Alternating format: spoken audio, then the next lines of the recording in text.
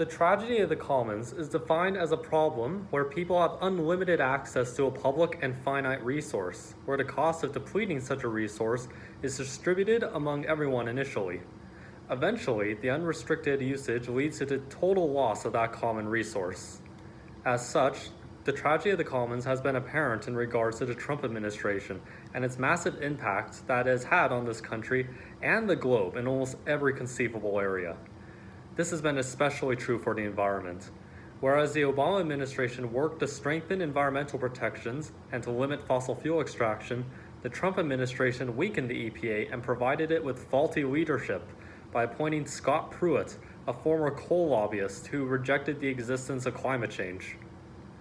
The actions of the Trump administration have left much of the country's ecosystems and resources more vulnerable to the tragedy of the commons. The Trump administration rolled back many regulations that previously had businesses spend time and money to lessen their environmental impact. These were dismissed as inhibitors on growth.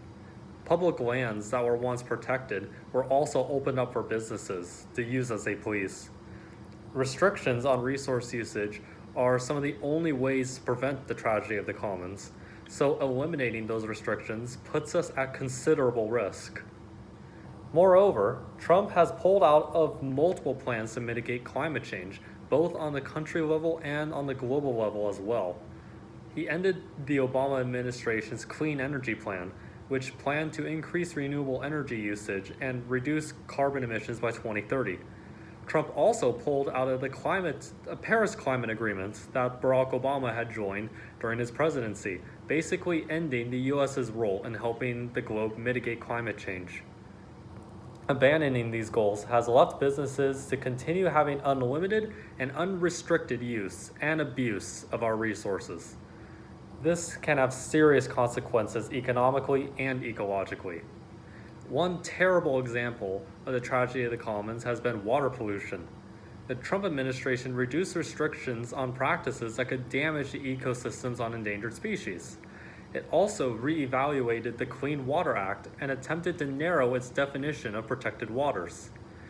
In an effort to fight water pollution, the Clean Water Act was created in 1972 to protect certain bodies of water, though the definition was vague and hotly contested for decades.